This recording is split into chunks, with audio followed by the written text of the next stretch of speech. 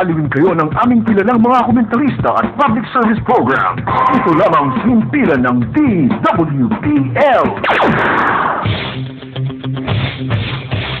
Mga may init at napapanahong issue, bubusisin, hahalukain at pupulsuhan nina Jerry Yap at Percy Lack sa programang Katapat. Matatalinong pananaw. Magandang gabi po sa ating mga kababayan dito sa Maynila at sa buong bansa. Kami po sa ngalan ng lungsod ng Maynila at ako personal na rin ay bumabati kay Mr. Jerry Yap at Percy Lapid. Kung dalawang taong ito ay mga broadcaster, journalist na nanindigan sa katotohanan. Ayaw po nila ng mga kalokohan. Kaya makinig po kayo dito sa programa ito. Ang pangalan ay Katapat, na sila ang katapat natin ipagtatanggol ang ating mga karapatan at isisiwalat o i-expose yung pagmamalabis, pang-aapi ng mga nanunungkulan sa pamahalaan sa mga pangkaraniwang mamamayan. Sila po ang magtatanggol sa atin, didepensa sa atin. Kaya pakinggan po ninyo ang kanilang programa dito sa Radio DWBL magmula alas 11 ng gabi hanggang alas 12 ng hating gabi. Pakinggan po ninyo at masisiyahan kayo. Mga may init at napapanahong issue, bubusisin, hahalukain at pupulsuhan nina Jerry Yap at Percy Lack sa programang Katapat.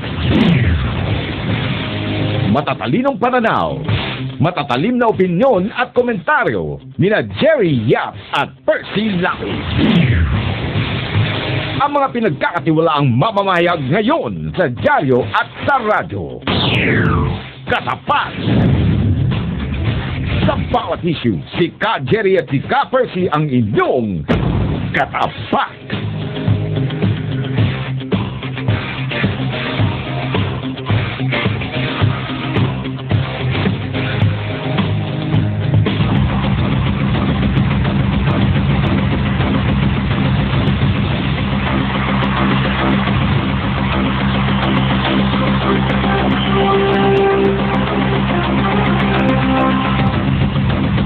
Magandang gabi po mga kaibigan. Ito po si Percy Lapid sa palatuntunang Katapat. Gaya po ng dati, nagpupugay po kami at mag-aanyaya sa gagawin nating pagtatanghal na tatampukan ng mga pagtalakay sa mga mahalagang issue na ating pong pag-uusapan.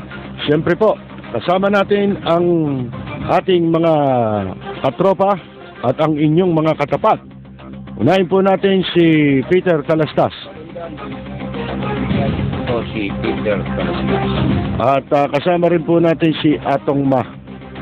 Magandang gabi po sa lahat po ng nakikinig dito sa Katapat. At lagi po kayong sumubaybay dito. Ito po si Atong Ma, mabuhay po kayo. Siyempre po mga kaibigan, nung araw tayo ngayon, Miyerkules. Narito ang ating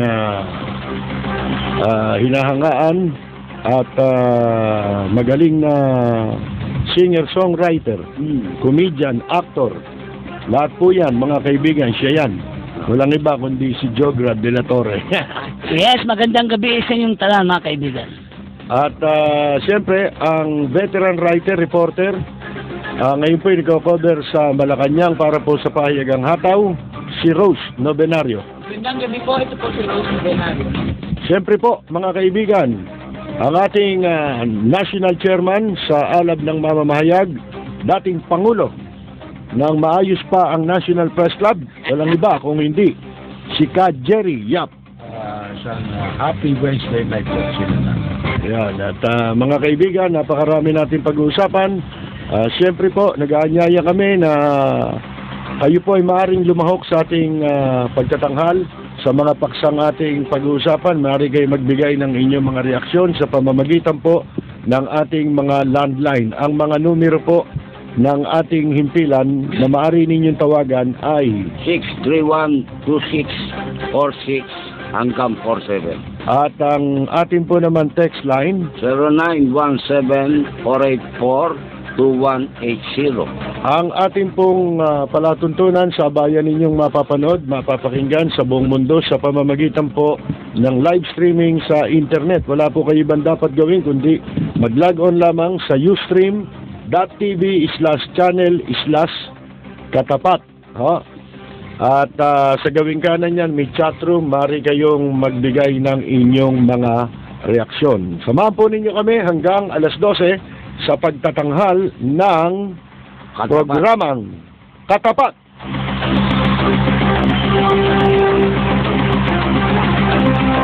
Bukas na yun kasi hindi pa alam ni Jograd yun. Okay. Alam mo naman si Jograd. Parang ano yan, sumipot at dili yan. Alam mo ba, sinapanood ko ito isang gabi. Saan? Yung lumang pinikula na ito. Hindi, medyo lumapit ka naman ng konti. Ang kasama nito, Yan. si Alona Alegre. Naman pa mga pinikula lang yun. Houseboy ka yung palabas dun. Houseboy, pero... Sila Romeo Vasquez, Alona Alegre. Oo. Akala ko ni-rape mo eh. Bata pa si Jogard doon. Boso lang ata ko doon. Parang gano'n. Ang artista doon si pa rin. Oo. Ang artista doon si Alona Alegre, Romeo Vasquez.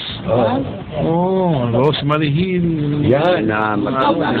Ganyan ka atin si Jogard nung araw eh, di ba? Meron din ako napanood eh. Galing kami nito sa programa pag-uwi ko, pagbukas ko ng TV. Si Jogard na napanood. Meron sa may yata yun, sa may morgue. Yung kwento ko yun. Yan. Solo movie ko yun. Ayun ang solo movie. Ang sidekick ko doon si Francis Magalona. Kontrabida ko doon si Vice Mayor Lomiloso. Lady ko. Si Pansito rin. Ang sidekick mo. Yung pinaka-kontrabida ko yung dalawa eh. Yung lady mo. Si Aurora Sibilia. Wow! Kaya pala nawala. Kapatid, dito to si Villa. Yung nung hindi pa addict. Host owner yan eh. Si Aurora Sibilia. Actually si Kilala Aurora. ano yan, ni Joey Lina yan. Yeah, si Aurora Sibilia that time. Kilala yan. Ang kilala ni Joey Very Lina. close. Close friend. Alam mo ba nung ako'y isinasal nung Dito December, ka harap sa mic. nung 86 na ako'y kinasal, tuwang-tuwa si Jerlina. Bakit? Sulong-sulo niya si Aurora Sibilia na eh. Sariwaan pa ng lola mo noon, no? Alam niyo si Joey Lina, bayaw niya ni Toto. Si Villa. Brother-in-law. ng Bureau of Customs. Kaya malakas siya ng panahon ni Bert Lina eh. Sino? Oo. Nung komisyon si Bert Lina, Malakas pa rin naman ngayon. Mas malakas ngayon. Oo, mas malakas tumaya. Mga kaibigan. Sa meron at sa wala. Sus Maria, si pala naman yung sa custom. Kahapon pag-usapan nga natin dyan.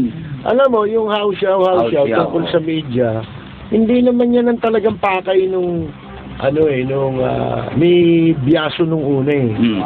Ang talagang pakay niya, yung mawalis dyan, yung mga house show na employee. Yan ang talagang salot dyan. Hindi, ganito yan. Kukwento namin ni Jerry, alam namin yan. Mga kaibigan, pagdating niya sa custom si Atong mga, alam yan. Sino itong mga house show na ito?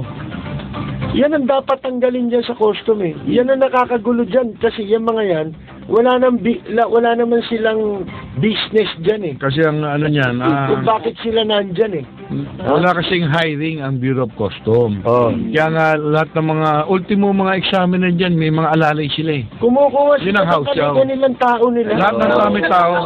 Oo, may mga tauhan sila dyan. Lahat sila human Kasalduhan nila. resource. Lahat sila parang epe ng human resource development. Napakasweldo ng tauhan. Oo. Hindi na kailangan. Yung iba nga, ayaw nga na sweldo Basta makapasok lang sweldo, may trabaho ka na. Di ba? Mas matindi ang team benefit Oo. sa sweldo. Alam mo ba kung ano trabaho ng house show? Bakit kinukuha nila yun? Ano yun? Yun ang taga-abot ng tara. Taga-singil. At taga-kolekta Kolekta. sila pupunta. Sila taga-bilang. Parang hindi sila nakapag Ilan ang... Para pag nahuli yun, hindi ko kilala, hindi naman empleyado ng Bureau of Customs yan Dami. Parang may dami. Yan talaga. Saka mas matitindi mangikil yun. Oo, mas malakas manakot. Galit yun. Oo. Hahabulin ka nun. Kahit nasa CR ka. Hahabulin ka, hindi pa kayo bayad. Sinisingil na kayo. Ganun yan. Talagang kinukuha nila yan. Kaya in fairness naman kay Commissioner Lupe Biason, noong Monday, nagpalabas siya ng order. Lahat ng house show Hindi yung taga-media, tinutumbok Hindi na. media. Yung mga house show na nandito sa loob, sa bakura ng Bureau of Custom, lahat yan, di na pwede pumasok. Kasi yan, talaga namang wala yung pati. Wala. Kasi alam mo, yung mga house show dyan, ginagawa na nila yung trabaho ng examiner eh. Sila nagko-compute. Natututo na. Natuto eh, sila naghahanap ng taripa. Kasi Sila taga sa ginagawa nung hanapin taripa. Sasabihin, ay, mali yung taripa, ma'am. Kailangan ganito ang inon natin doon sa Tinuturuan sa pa nga. broker. Mas magaling pa sa custom. Magaling pa rin sa organic. Diploma na lang kailangan. Yung mga...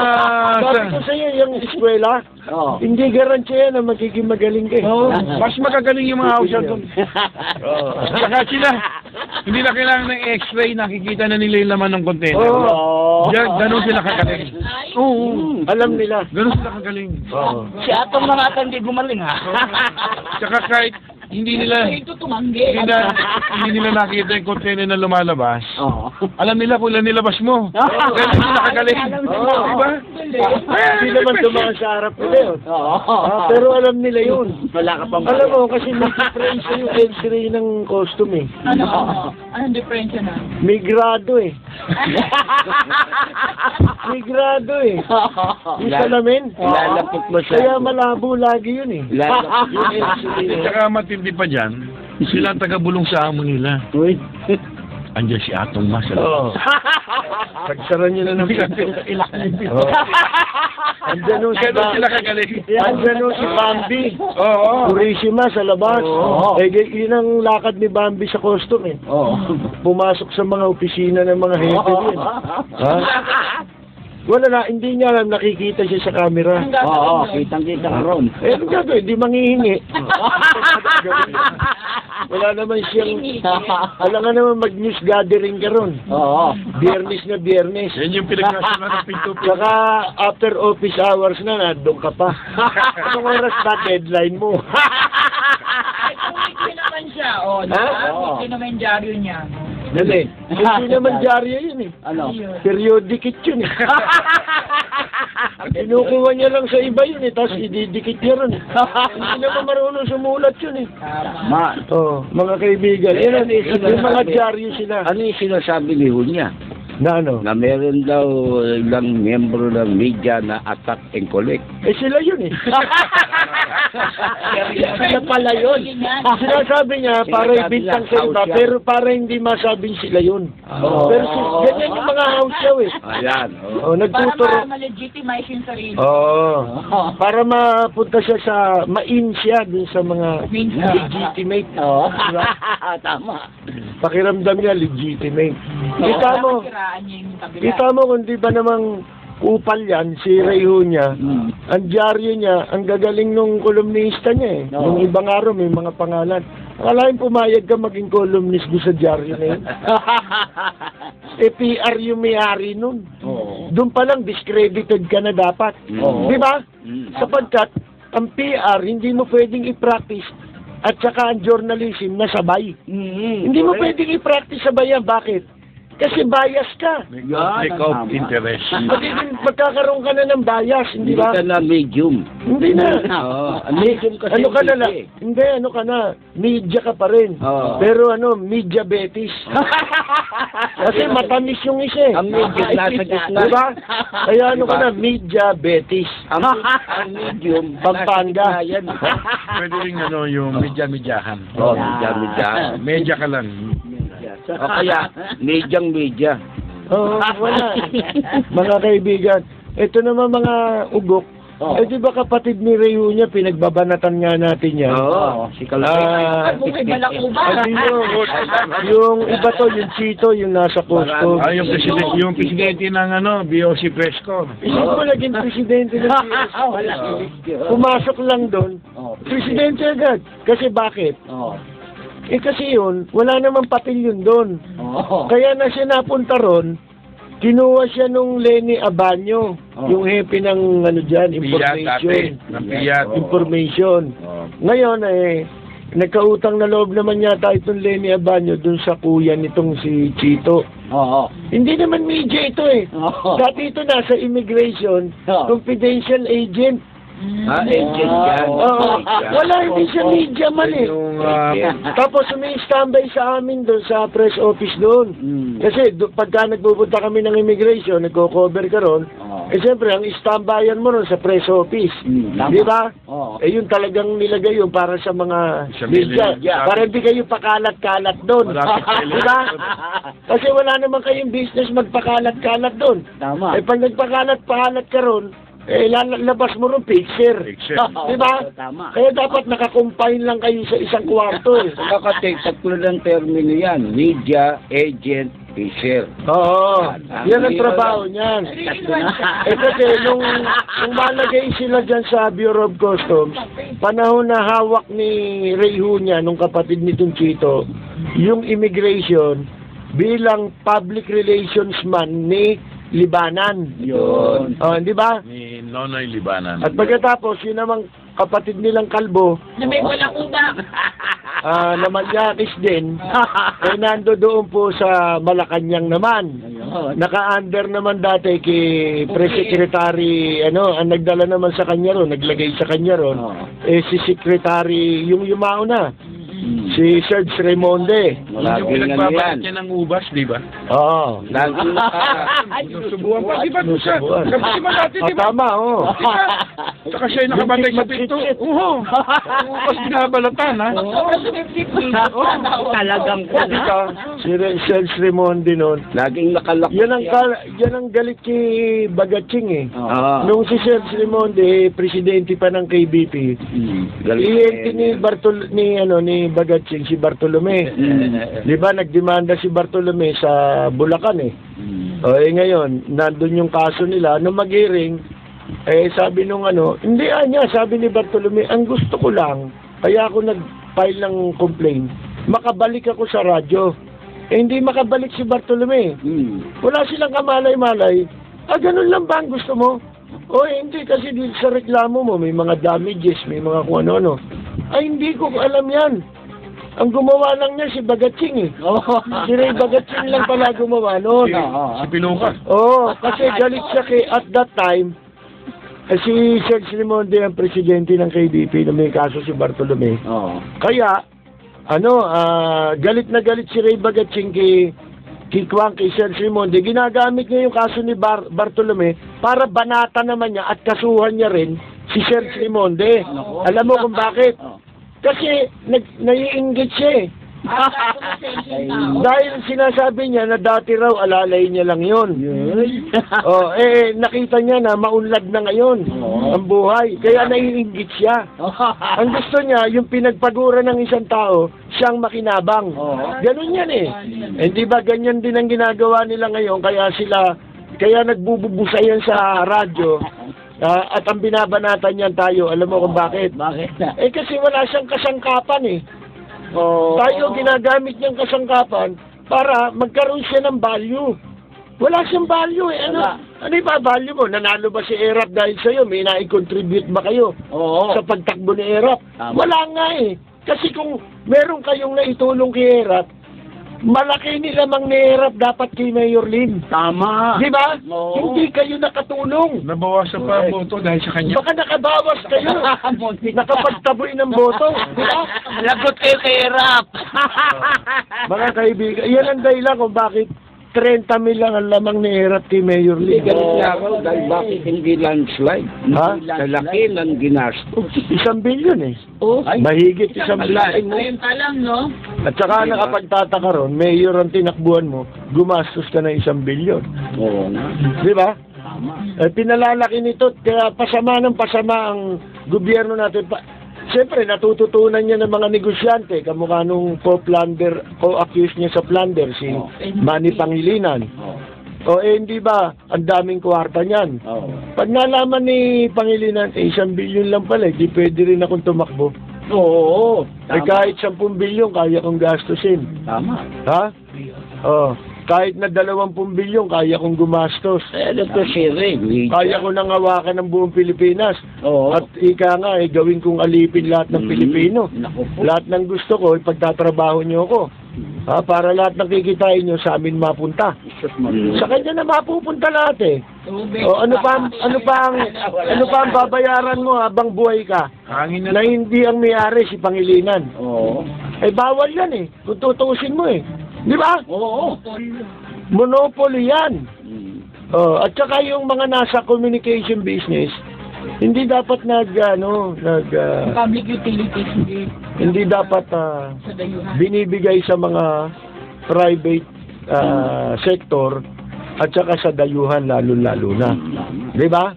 Yun yung kung tawagin. May batas dami. Anti-dami law. Hindi, may batas yun eh. Sa constitution yun. Kung ikaw dayuhan, hindi ka pwedeng mag-engage sa anumang business na may kinalaman sa communication. Total, nabanggit mo yan yung kanina sa isang broadsheet na basa ko. Na nung panahon nung si Erap ang presidente, meron pa lang siyang pinirmahan batas na ginawa niyang open yung retail law. Kasi nung araw, bawal lang yung mga dayuhan na magnegosyo ng retail. Oo. Tama. Nung panahon pala ni Erap, pinirmahan pala niya yung batas na yan na maging open. Tatandaan ko nung Kaya pala doon, binabanatan, binibira doon yung 7-Eleven. Paano pinayagan daw yung 7-Eleven na 50% ng ay Taiwanese ang may-ari? Yan ang dahilan. Panahon ni Paterno. Yan ang dahilan kung bakit namatay ang mga palengke. Oo. Yung mga public market. Oo. Mga Kasi capitalist to. dahil yung mga supermarket ngayon, yung mga ganyan, yung mga convenience store, meron na sila nung tinda ng palengke. Pati pagkain, hindi lang yun. Di ba? Oo. Yung mga SM ngayon, may mga grocery na sila, Food place supermarket. May meat. Yung isda, tinatanggalan na rin nila ng bituka. Lahat. Ultimong tuyo. Tsaka Kaya naging effect. Merong mga palengke na nagsare. Meron mga palengke sa Cavite lang, nung nandoon kami. Nasara na yung ron, kusang nagsara. Kasi wala nang bumibili sa kanila. Yun. Panahon nila Garcia, bawal magtinda ng bigas ang mga Dayuhan. Kaya nga Sa nung Pilipinas. Cavite, total, mas matanda ka sa amin. Di ba? Ako ninabot ko nung bata ako, kaya nagtataka ako nung bata ako, bakit yung kanto lahat ng mga kanto, bakit mga inchi kami? Oo. May sari-sari stone, meron pang kainan, di ba? Noong panahon daw ni Magsaysay, binawal yan. Bawal yan. Dati kasi sa isang palengke, puro mga Chino, mga Chinese na nagtitinda. Noon umupo presidente si Magsaysay, binawal niya yun. Na dapat sa isang Chinese na tindahan dyan, 10 Pilipino may tindahan dyan. Oo. Pero naging 10 incheck, isang tindahan na Pilipino. Nabaliktad na. Kaya nung panahon... Walang iniwan sa 365 yan eh, yung coffee shop nung araw. Banung kami nagpupunta ron. Sabi ni Rod the Baron, 95% rito ang kinikikilan. Nung nitong bandang huli na, sabi niya, ayoko na magpunta riyan. Bakit? Kasi nabaliktad na eh. Oo. Tayo lang Yung 95 na nangingikil at ang kinikikilan 5% na lang. Talagang yun ang yan ang ng panahon eh. Ikot ng panahon eh. Katulad nung nung araw sa Batangas, pagkain chika, galit siya yung mga Batanggenyo. Oo. Di ba? Ay po, hindi ka pwede sa Batangas no, magtitinda ka o magtitindahan ka ron. Oo. Bay, galit ang mga Batanggenyo sa akin. Di ba? Hindi pa yan. Yung sinasabi mo, nabasa mong ginawa na naman ni Era. Meron akong ipinos eh. Naipadala ko sa iyo, di ba? Yung isang dating executive ng World Bank.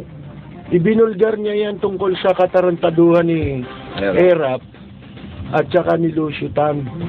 Ibinenta ni Erap kay Lucio Tan yung PNB, di ba? Tama. Noong panahon na yun. Panahon na magkaibigan pa, ayos pa sila noon. Pero ang ginamit nilang pera, utang. Utang sa World Bank. Ipinangutang nila Pilipinas, yun ang pinalabas nilang pinambili. Ang 293 Ginawang million private. dollars. ang ganda ng press release diyan nung panahon ni Erap, naalala ko yan. Dahil ang PNB daw ay nalulugi, mabuti na lahat, meron daw isang lusutan na kasaluhin yung PNB. Eh yung pala, mayroong ilalim palang installer. Ang pera palang gagamitin. Hindi pala pera. Hindi pala pera nilutan. Yun. Ginamit yung dami. Ngayon, may Nagkaroon ng lagayan. table yun. Diba? So, Nagkaroon na. ibig sabihin yan, yung PNB, nasosyo pala si Erap yan. Pagkatapos, yung utang na yon, sino nagbabayad? Di si Juan de la Cruz. Oo. Yan ang mabigat dyan. Yung taong bayan, yung mamamayan, ang pinagbabayad nila dyan. Kung tayo pala yun. Diba?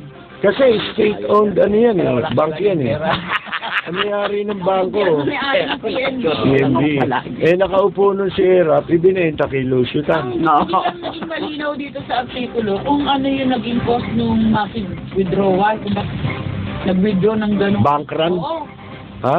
Massive withdrawal o bank run? Massive withdrawal ang nakalagay.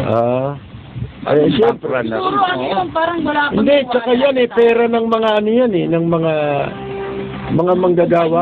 Parang GSIS din, ano nangyari dyan. GSIS at SSS na nung panahon na nakasuhan si Erap, kinasuhan siya sa kaso na ninakaw nila yung pera ng GSIS at SS sa pamamagitan nitong stock market. Di ba? insider trading. Yung insider trading, yung BW, yung kumpanyang BW na nakasama sa stock market, inutusan ni Erap na ibili ng share, ibili ng sapi doon sa BW yung pera ng SS at saka ng GSIS.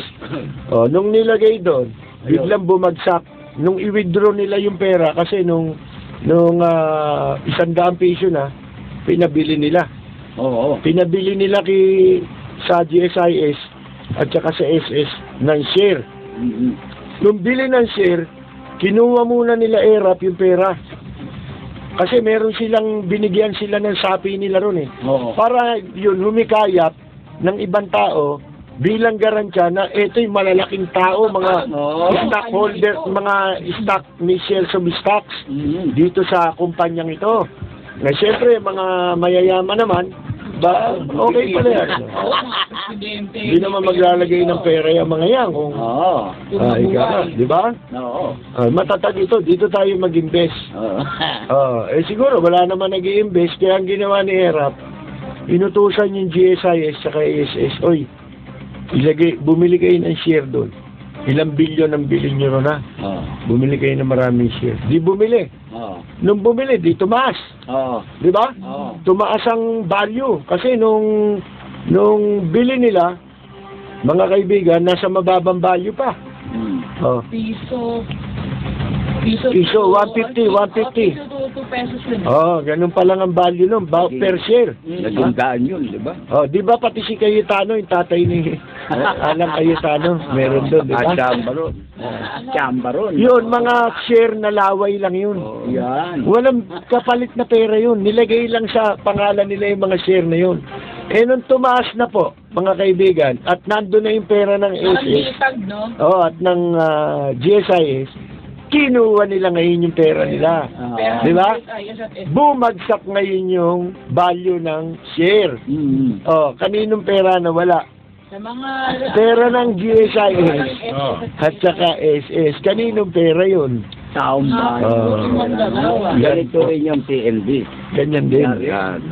Ganyan din ang ginawa. Lahat ng kayupan nangyari nun. Meron pa yan. Di ba ng PNB noon, lahat ng mga loto jackpot, diyan nakadeposito. Kaya ang pera kung bakit malulugi. Maraming pera ng gobyerno nandyan. PCSO. Tama. Pag nanalo ka ng jackpot, pupunta ka sa office ni Murato, doon pa sa San Marcelino Tapos ibibigay niya sa'yo yung cheque, sasamahan ka nung kusina yung staff niya doon.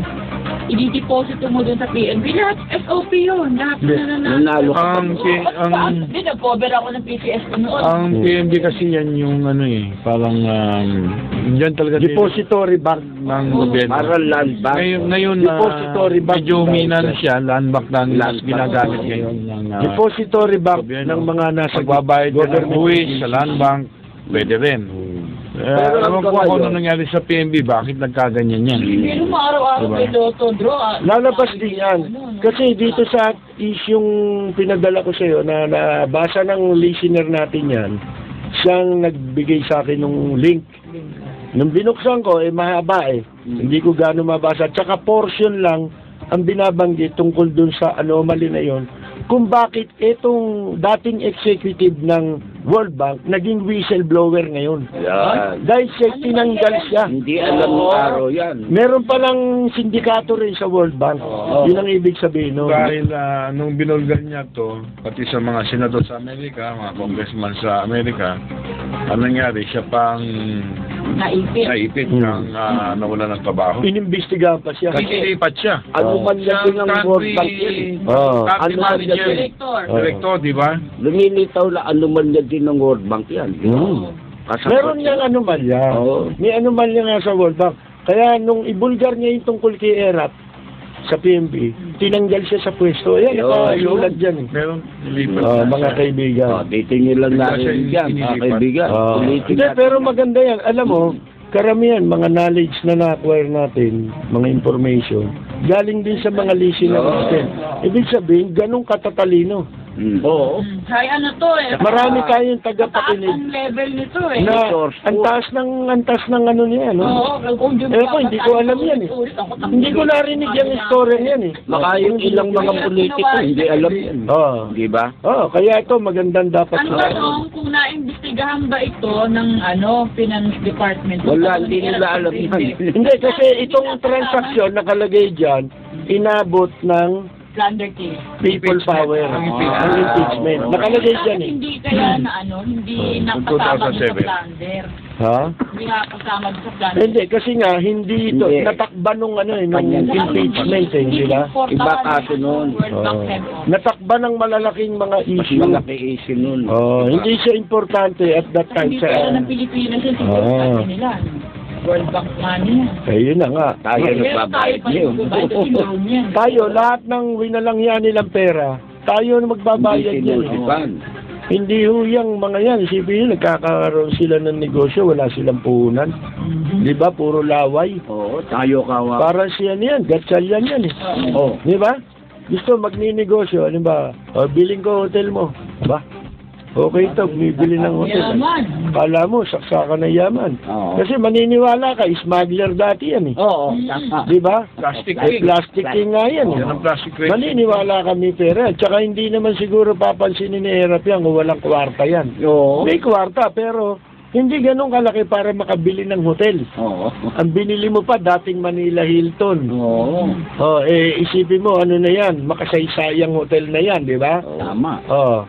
Mga kaibigan, ano ginagawa ni Gatchalian? Ang gagawin niya, bili ko hotel mo ha. Ganun ba? Magkano mo benta hotel? Yan. Ito hotel ko 200 million. Oo. 200 million. Sige, payag ka ba ako hulugan? Ay. Ako bili hulugan. Bigay ko muna 20 million. Oo. Bigay mo sa akin hulugan. Oo. Ang gagawin naman niya, iutang na niya kagad sa bangko yan. Pag pumayag Wala ka, siya nilabas na puhunan. pag pumayag ka, hindi utang sa bangko. Pupunta sa Pagcor. Ako meron hotel eh. Kayo upa. Akin na advance.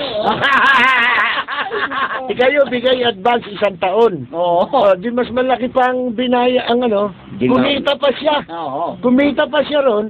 Kung magkano lang yung pinag-usapan nilang ibibigay niyang down payment, sa hulugan, yun lang ibibigay niya, kumita pa siya. Oo. Eto nga eh, di ba yan si Don Emilio Yap? Si Don Emilio, pinuntahan niya. Nangungutang, may paiyak-iyak pa. Don Emilio, utang. Paano utang? Ikaw Yan. Ay, pwede ba ako utang 500 million? 500 million. Ano naman ang garansya? Pag pinautang kita, asan ng collateral? Ako dala rito. Sige, ikaw dala rito para makita natin. Kung yung 500 million katumbas niyang dala mo. Di bumalik. Kasama pa pamilya, nag-iyakan pa. Akala mo patay na si Donnie Miller. Iyakan eh. Ha? Iyakan eh. Hindi daw iyak eh. Akala mo ba namatay si Donnie Melia? Umiyak sila. Buong Umiyak. pamilya. Oh, buong pamilya. May congressman pa nga eh. Di ba? May mayor pa. Alam, mayor. Oo. Nag-iyakan doon. Kaya akala ng mga tao, patay na ba si Donnie Melia? Makakalulong yung Dutchel dyan family. Oh. Ngayon, hindi dala-dala. Wala nang certificate, mga titulo. Ha? Oo. Eh, tinignan ni Donnie Melia. Kunenta. Kinuwenta ngayon. Ayan, renta. Eh, halaga lang nito, 250 million. Kulang pa. Pero pautangin kita, 250 million. Katumbas lang nun. Katumbas. O, pumayag. Hmm. Iniwan yung mga kwan. Collateral. Oo. O, after 2 weeks, nakademanda na si Donnie Melia.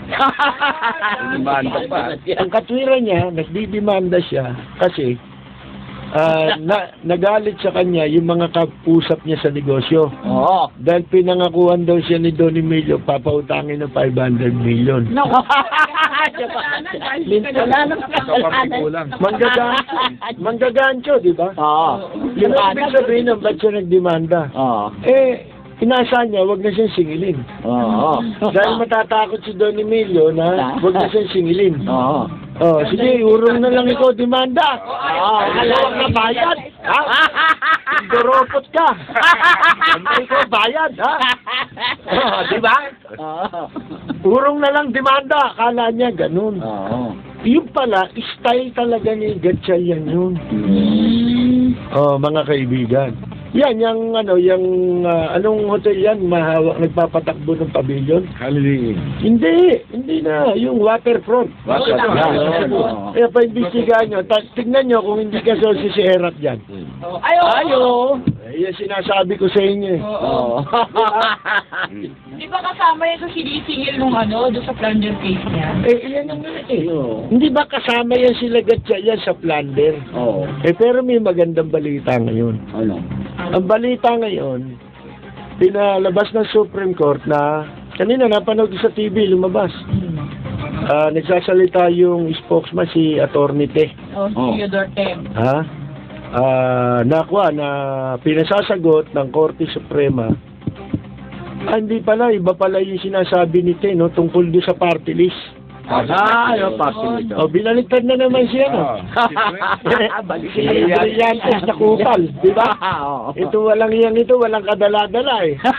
Mabuti na lang may Supreme Court. Oo. Ha? Laging may Supreme Court.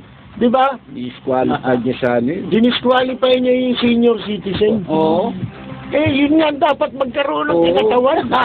Hindi walang yan. Hindi na yun eh. Yung sinasabi niyang violation, hindi naman nangyari yun eh. Yung nag-time sharing, hindi tinuloy ng senior citizen yun. Ako sa tumitulig dyan sa party list na yan. Pero sa puntong yun, hindi natuloy yung time sharing. Ay, yung puntong ginamit niya. Invento niya lang. Oo, yun. Sa Magkaroon mataling sila ng policy na magta-time sharing, pero hindi natuloy yun. So, Anong violation nun? Anong... Wala. Hindi natuloy ang lagayan. Yung sinasabi niyang bawal ng time sharing, nitong nakaupo na siya. Hindi natuloy ang lagayan. Hindi, yun naman nag-usap sila nun, wala pa yung ganun siyang Ayun. COMELEC resolution na bawal ng time sharing. Nung pinag-uusapan ng party list ng senior citizen yun. Kaya paano mo na, yun? Anong nanalo na? Oo. Sa kanya sinabi. Nung nandiyan na si Brillantes sa COMELEC, naglabas siya ng resolution ngayon. Bawal na ang time sharing. Ay, niya sa 3 million division. Nangyari yun, may 2 taon na nakakaraan eh. Okay lang din yung term sharing. Siyempre, mga matatanda na yun. Bawal na, ibig sabihin, dapat ma-implement yun dito sa panahon niya. Oo. Ibig sabihin. Yun ang punto doon. Oo. Hindi, pero may isa pang balita Ano? na pinasasagot na ng Korte Suprema ang kampo ni Erap Estrada at saka ang COMELEC tungkol sa kanilang sa kaso ng disqualification labang kay Erap Estrada Pinagpapaliwanag na inihain ni Attorney Alice Vidal. Binigyan ng 10 days ang COMELEC para sagutin ni Brillantes bakit hindi nyo dinisqualify. Okay? Kaya hirap naman, bakit hindi ka dapat i-disqualify? Yun ang ipiliwanag. Ayan. Anong batas? Yun. Diba? Yun lang. Paano mong ipaliliwanag itong batas nito? Di ba? Yan ang Na nagsasabing ikaw ay disqualified ka. Oo. Pwede. Local government code. Hindi, para malaman ng taong bayan, itong kaso ho na ito, unang ipinail sa Commission on Election. Bago pa mag-eleksyon, matagal pa eleksyon. Oo. Ha? Pinail na ni Alice Bidalyan, yung abogado. Oo. Nag-file siya ng kaso, malayo pa eleksyon, para ipa-disqualify si ERAP. Oo.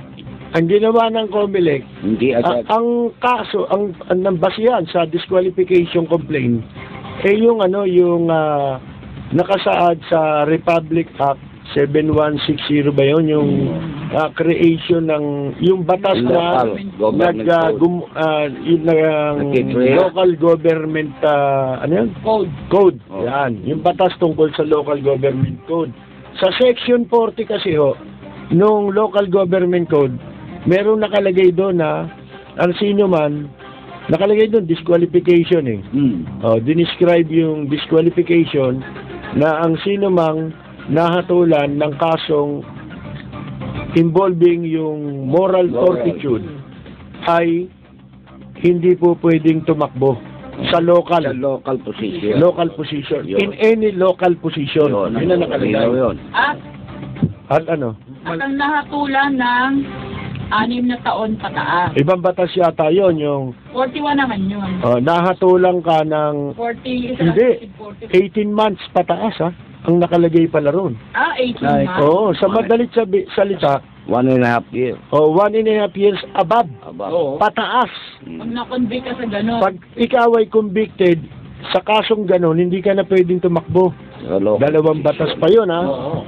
Ngayon, ano ginawa ng COMELEC? Dinismiss. Bakit daw? Kasi na raw yan, napasyahan na raw yan noong nakaraan. Eleksyon. Na eleksyon, na tumakbo si ERAP na presidente. Gago pala, kundi gagot kalahati talaga yan. Si Brillante. Kaya nga, si Brillante, ang ginagamit, ang batas nga na sinasabi doon sa complaint, yung violation doon sa omnibus, sa local government code. Ibig sabihin, ito ay iba sapagkat ang tinatakbuhan ni ERAP ngayon ay local position. Oo. Di ba? Ang tinatakbuhan niya ay local position. Hindi ni Atong Ma. Hindi national sa akin. Hindi po kamukha nung 2010 na ang tinakbuhan ni ERAP ay national position. Iba yung kasong disqualification na iniharap sa kanya nung una kesa dito. Ito po mga sinasabing violation ng kanyang pardon, is-supplemental lang ito dito sa kasong disqualification na ang talagang main yung pinaka buod ng batas na kanyang nilabag yung section 40. Hindi po yung kamukha nung sa 2010 may tanong dyan na ang ginagamit yung nilabag niya ba pati yung constitutional provision na ang isang presidente ay hindi na maaaring tumakbo. Ngayon, pwede magtanong bakit ngayon lang? Ang may kasalanan niya, pumirik.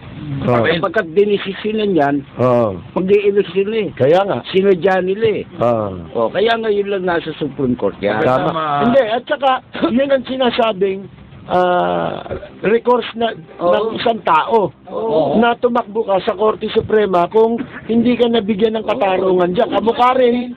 Kamukha rin ito ng mga party list na winalangya sa COMELEC na tumakbo rin sa Korte Suprema. Kasi ang Korte Suprema, dulugan yan.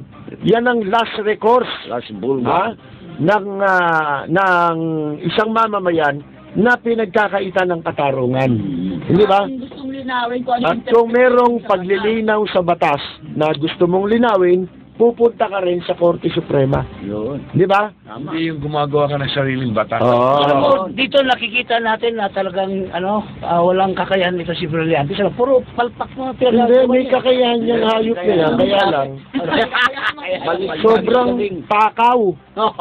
Yun ang problema dyan Kasi, sabi nga ni Peter iyak kasing pera, hindi nakabubusog yan Hindi ka mabubusog dyan Ha? Una kasi, di mo kinakain yan. Ibibili mo ng kakainin mo. Kaya nga sabi ko, ba't di kaya nila kasi kainin yung pera? Total, matakaw sila sa pera. Mas mura kumain ng pera, mas mura. Oo. Di ba? Ayan. Maganda ma-interview mo pala sa mga susunod na si Atty. Vidal mismo. Ngayon pinost ko yan sa Facebook, di ba? May balita pinost ko yung balita. May mga nag-comment ngayon dyan. May abogado pang isa. Yung iba naman, sabi nila, naku po, sabing ganon. Paano yan? Pag na-disqualify si Erap, si Isko ang uupo. Ay, naku po, si Mariosep, sabing ganon. Ang sabi ko naman, sinagot ko, simple lang. Hindi si Isko ang uupo.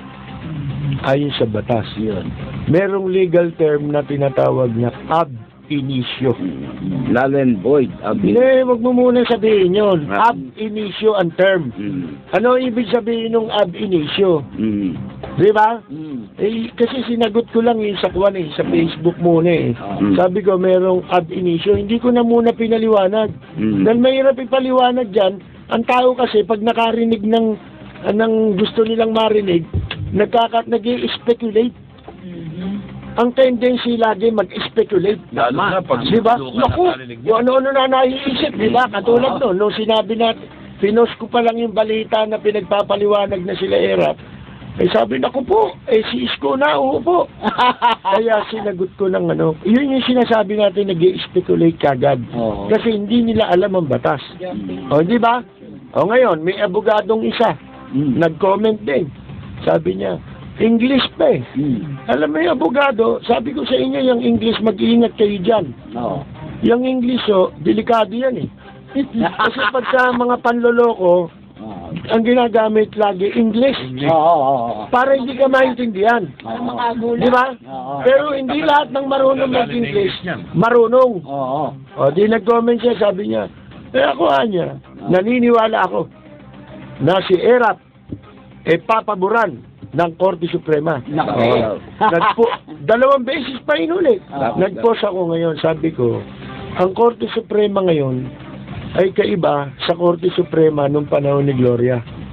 Na nung panahon ni Gloria, ang Korte Suprema noon, kung ano sabihin ni Gloria, sunod-sunuran ang Korte Suprema.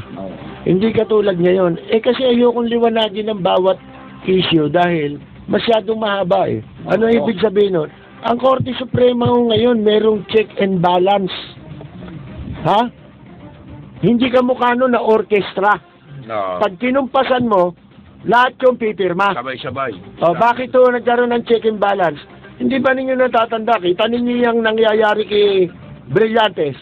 Yan kahit appointee ninyo yung si Brillantes, mga kaibigan, laging barado sa Korte Suprema. Nakita ninyo? Oo nga. Kasi mali ang ginagawa niya. Tama. Di ba? Hindi katulad kung gobyerno ni Gloria to, kahit mali ang ginagawa niyan, siguradong papaboran yan. Dahil orkestra yan Kinukumpasan lang lahat yan. Sabi ko, sa abogado, hindi ako abogado. Pero, idinidikta ka ako ng aking common sense. Ang sabi sa akin ng aking common sense, yung legal term yung legal term na ab initio, alisin na lang natin. Kung ibabase lang ng Korte Suprema at ng sino mang hukuman ang kanilang mga desisyon base sa, kung hindi nila ibabase ito sa merito ng kaso. Di ba? Tanggalin mo na rin yung ab initio. Kasi legal term yun Tama. Di ba? Ngayon, paliwanag mo ngayon. Ano ba ang ibig sabihin ng ab initio? Ibig sabihin ng ab initio, sa simula pa lang, kaya may kaluktong sa uni, null and void ab initio. Ibig sabihin, wala nang halaga sa simula pa lang. Kumandidato si Erap, pero lumilitaw, hindi siya talaga kandidato. Ayun. Ito, kung siya siya dapat kumandidato. Hindi siya, wala siyang karapatan. Ang ibig sabihin, kung halimbawa, at lumabas sa ruling ng Korte Suprema, na disqualified niya si Erap, base naman talaga sa ebidensya, di ba?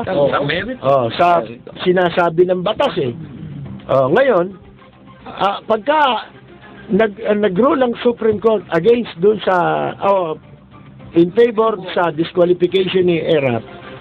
Ang ibig sabihin nun, ang uupo hindi ho si Isko. Ayan. Oo. Ang uupo ay si Mayor Alfredo Lim. Sabagat walang kalaban si Lim, lumilitaw eh. Ang Yun. Ang ibig sabihin nun, yung kandidatura ni Erap, simulat sa poll, hindi ho balido. At hindi siya itinuturing na kandidato. Yan. Yun. Ha? Hindi siya, yun ang ibig sabihin ng legal term na ab initio. Doon galing yung salitang initial. Sa Inisyo. Inisyo. Yun o. Yun. Sino nag-issue? Ayun. Hindi, iba yun. Wala ko sabi. Si Inal. Tumayo kayo. Si Inal. Tumayo kayo. Ano eh? Di ba? Di maliwanag po yan. Nabalitaan ngayon ng mga tanga. Ayan. Sabi ng mga engo. Yung mga hindi makatanggap. Oo. Ha? Eto, wala pang ruling. Di na matanggap. Di lalo na. Pag may ruling, magrarally raw sila. Ay, Sa Korte Suprema siguro. Bakit kayo magrarally? This is sabi nga we are a government of laws and not of men. Yan ang tandaan ninyo. Ano ibig sabihin nun? Tayo po, may batas. Ha? Hindi ho dapat mag-rule ang anumang husgado dahil nag-rally ka. Kaya nga yung rally, minsan peste yan eh. Ang intention ng rally, minsan may mga bagay, kamukha niyong binabalak nila na yan. Para influensyahan nila yung kaso. Di ba? Ang gusto nila, ang magiging ruling ay papabor lang sa kanila. At hindi magro-ruling dahil sa kung ano ang sinasabi ng batas na dapat nilang gawin pasya. Di ba? Hindi eh. Obstruction of justice. Tama. At saka ginugulo mo eh. Di ba? Gusto mo, ma-influence yung justice. Di ba? Hindi po pwede yan. Sabi nga, we are a government of laws and not of men. Ha? Sana tayo, ang gumugobyerno sa atin, batas lang. Hindi ho tao ang dapat masunod pagdating sa gobyerno, kundi yung batas. Lagi po yan, batas. Ewan ko, ba't di na sumagot yung abogado? Naka-absent siya ng tinulago. Sabi ko nga, hindi naman ako abogado eh. Di ba? Pero ang sabi ng common sense ko, di ba? Mga kaibigan. May text lang tayo Kasi ito, taga-Kalumpit to Baka nabasa, hindi magandang gabi po, Kapersi, dito po sa Kalumpit, pinagbabawal na po padaanin ang tulay ng Kalumpit dahil mahina na po. Pero ang mga pulis sa Kalumpit, may mga pinalulusot na mabibigat na truck. Pero may kapalit, 500 hanggang 1,000. Pakikalampag po, Kapersi. Salamat po, Kapendoy ng Pampanga. Eto, Kalumpit pa yan, tulay pa yan. Ayaw ng padaanin, may nakakadaan. Dumaan ka dyan sa Pasay Rotonda, sa Top Avenue, yung ilalim ng LRT, MRT, di ba? Meron dyan malalaking paso. Sa kanang lalaki, yun ang ginawang pangharang dyan, tabi-tabi sila. Paso. Para yung galing ng Top, papuntang northbound, hindi na sila pwedeng dumaan doon. Wala na nakakadaan doon eh. Kung galing ka ng Harrison, Top Avenue, hindi mo pwedeng diretsuhin yun. Iikot ka. Di ba? Iikot ka, meron kang ibang iikutan. Nadadaanan. Hindi ka pwedeng dumaan doon. Sa tumawid, from Harrison, tatawirin mo yung EDSA na yun. From Top Avenue, tatawid ka ng EDSA, hindi pwede yun. Sa gabi, pumunta ka ron. Itong mga hindropot na MMDA tsaka mga traffic enforcer dyan, papuntahin mo ng gabi dyan, nawawala sila, nagtatago sila sa dilim eh. Doon sila nagpupunta sa Buendia at saka Makapagal. Doon sila nangingikil. Dapat doon sila sa Rotonda. Alam mo kung bakit? Yung paso, inuusog ng mga adik. Binubuksan ng mga adik, pagtutulungan nilang iusog yung paso, padadaanin yung mga jeep, Oo. patatawirin ng EDSA, papunta sa kabilang para Top Avenue, para hindi na sila iikot. Magkano yun? Hindi ko alam kung magkano. Gabi-gabi yun, nakikita ko yun. Nako. Mga kaibigan. Ang mahal dyan sa Kalumpit, 500 ang mahal ng Pagka 10 oras, ito mga oras na to, meron na yan. May mga adik na rin, mga nakahubad pa. Iusog nila yung paso, tulong-tulong sila. Ito pa, kasama Percy. Gandang gabi po ka, Percy, si Franco ito ng Malate. Nabasa ko sa hataw na inatasan si Erap na sagutin ang disqualification charges. May lusot pa kaya siya dito? Kung ang Supreme Court lang ho nun, kamukha ng Supreme Court ni Gloria, lusot na yan. Oo. Diba? Oo, mga kaibigan. Kasi si Gloria rin. Diba? Kaya nga, kinukwento ko sa inyo nun napakahina lang nung iba Lagi kong sinasabi yan na yung disqualification ni Erap nung tumakbo siyang presidente, ang daming nag-object. Oo. Ang daming umalma. Pero sandali lang, hindi niyo napansin na wala yun. Yung mga nagrereklamo na yun. Tumigil sila sabay-sabay. Bakit? Kasi yung mga nagrereklamo, halos karamihan pro-Gloria yun Oo. Di ba? Tama. Bakit sila tumigil? Kahit hindi natin nakita, wala tayong ebidensya, ang pinaka-possibility nangyari nung si Gloria ang kumausap doon sa mga nagrereklamo.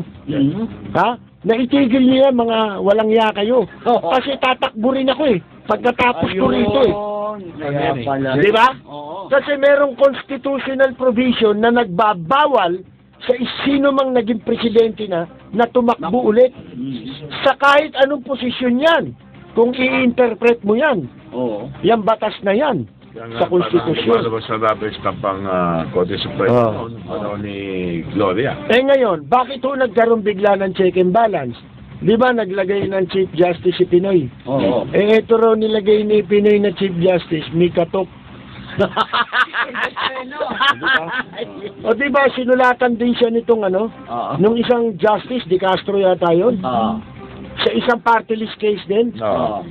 Isang party list din. May kaso rin. Ano sabi niyong Di Castro? Bakit hindi mo... Ako, punyente niyan. Bakit? Yung Diba? yung recommendation ko, sabi niya. Kasi kung pumasok ka, hapon na, alas 3. Hindi mo man lang binabasa yung recommendation. Kita mo. Yan ang kagandahan ngayon ng Korte Suprema. Hindi sila nagsasabuatan na kamukha nung dati. Di ba? Tama. Ang problema na lang natin dyan, itong mga ganitong oportunidad, meron ako mga kilala Hindi naman mga abogado yan. Pero, mga malalapit sa ilang justice dyan. Yung mga dati ng justice na nakaupo. Ang trabaho niyan, gumapang ng mga kaso dyan. Mag-operate ng kaso. Dyan po sa Supreme Court. Mga gagamba yan. Pagka yan, pinagapang pagka si Erap gumamit ng kwarta, hindi natin alam. Kung itong present setup na ito, ganitong klase ng Korte Suprema, kaya pa rin nilang gawin yung nagagawa nila nung panahon ni Gloria Macapagal Arroyo. Yan lang ang hindi natin matitiyak dyan. Ito from Paddy ng Gagalangin. Percy, dito po sa Gagalangin, 3 po ang high school na napalakihan na. Lacandula, Ospeña at Torres. Pinalalakihan na ngayon. Yun. Hindi, yung marami naman yung Yangko nga lang, nagulat ako doon ako bumoboto sa Yangko, elementary school. Gumanda na. Yung Nolasco na babaksak na nung araw yun, puro kahoy yun. Doon naman nag-aaral ang mga anak ko sa Nolasco High School. Di ba? Gegewang-gewang na yun nung araw. Kahoy lang yun. Ngayon, konkreto, ang ganda po ng pasad sa labas ng ng eskwela. Pati yung pangalan yung yung mga brass pa yung mga nakalagay. Mga kaibigan. talaga marami nagawa si Mayor Alfredo Lim. Ha? Si Era po, hanggang ngayon, walang mapatunayan yung mga palakang kopak niya. National High School pa rin yata, hindi na nagbabayos ka lang. Yung mga taga-tahol niya, hanggang ngayon, walang maipaliwanag kung ano nagawa ni Erap na maikukumpara nila sa pinagawa sana ni Mayor Lim. Parang silang, Diba? alam mo, parang silang plaka na lang eh. Ulit-ulit na lang sinasabi ni Erap. Hanggang maski ngayon. Oh, hindi. Na-bankrupt daw ang Maynila. Kaya naman nila pinalalabas na bankrupt. Kaya nila pinalalabas na bankrupt ang Maynila. Ba sila? Hindi, para pag nagnakaw sila, ang lagi nila ibibintang hindi kasi dumating kami rito, walang pera ito talaga eh. Para lahat ng nanakawin nila, isasama nila doon sa sinasabi nilang bankrupt. Ngayon pa lang, kinukuwenta na nila, bankrupt. May planong mangutang kagad pag upo nila eh. O, dapat. Eh si Mayor Lim, kahit anong hirap mangolekta ng buwis dahil mababa nga ang buwis sa Maynila. Hindi pinangutang ni Mayor Lim. O, tsaka matakot kayo, doon sa binabalak Nagbayad daw. pa siya ng utang. Binabalak daw na ilipat yung City Hall ng Maynila. O, diyan kayo matakot. Baka isang araw, masunog yan eh. Ay, Ha?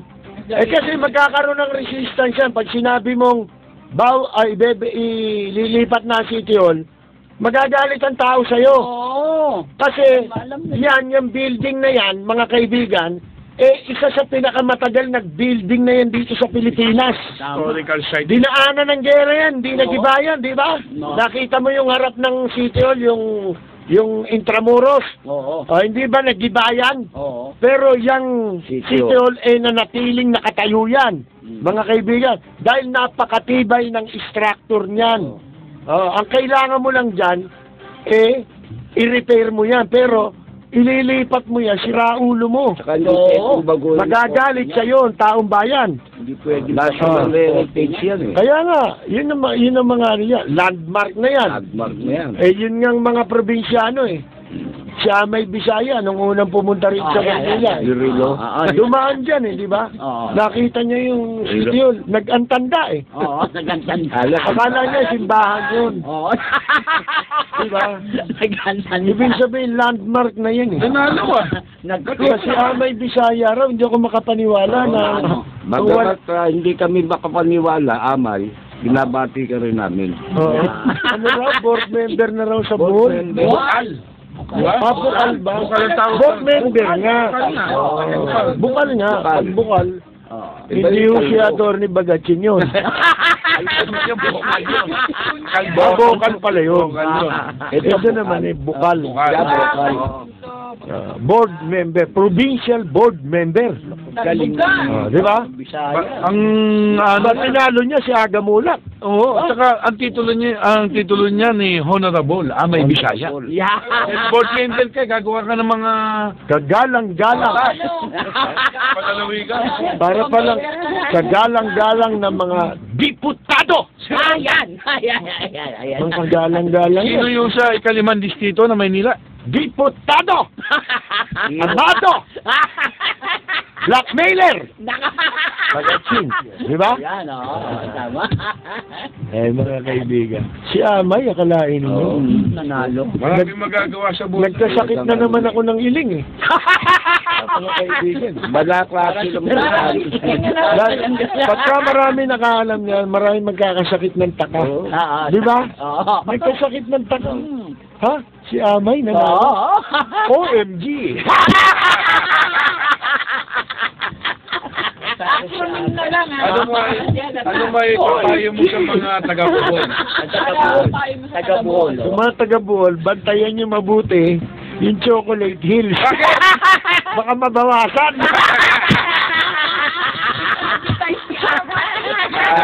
Kaya pala pa inventaryo, no? Bilangin yung Chocolate Hill. Sigado kay Amay. Binabati natin si Amay sa mga taga-Bohol, nakikirami kami. Yan ang pinakamalaking pagkakamali na nagawa niyo sa buhay niyo. Para kayo kumuha ng bato na ipinalo niyo sa ulo niyo. Sipin mo ha, ilang artistang mga magagandang lalaki, hindi nanalo. Aga Mulak, Christopher De Leon, Sa tumakbo rin si, Joey Marquez, Richard Gomez. Amay Bisaya, nanalo. Klase ka talaga, amay na, pabilib mo. Si Becca pala nakikinig sa atin. Bilib ako sa iyo, amay, napabilib mo kami ni Percy. Ikaw na magpapakapi sa amin ngayon. Tama. Saka ingatan niyo yung mga tarsira.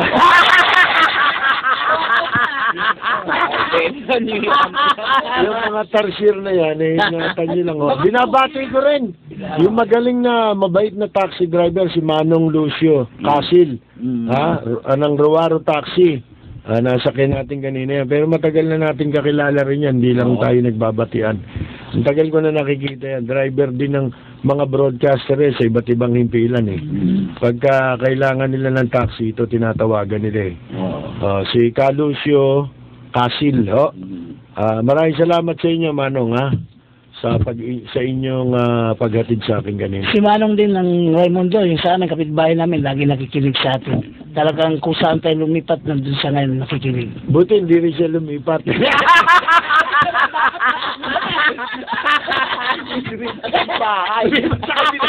Lipat-lipat. Wala na tayong oras. Okay, Sige. bukas po muli. Si Rose Novenario po ito. Peter Tolastas, salamat po. Maraming salamat po sa lahat po ng nakinig dito sa Katapat. Ito po si Atong Ma'am, mabuhay po kayo. Ito naman po si Jogra de la Torre. Hanggang sa muli po. Isang mapayapang umaga na sa inyo pong lahat at sa mga deboto ng St. Jude. Mamaya, yung magsisimba, pakisama na po kami sa inyong dalangin. Okay.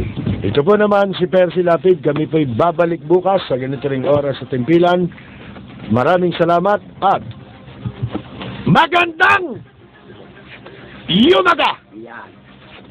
Amay Bisaya! Ang galing!